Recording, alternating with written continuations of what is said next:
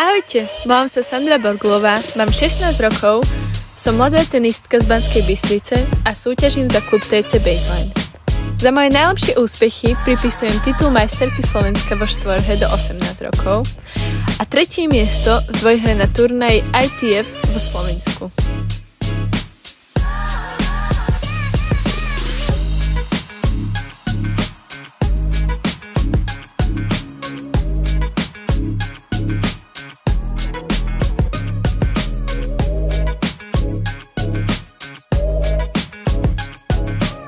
Tentokrát by som rada využila na zakúpenie nového tenisového vybavenia, ako sú rakety a loptičky, ktoré treba často meniť.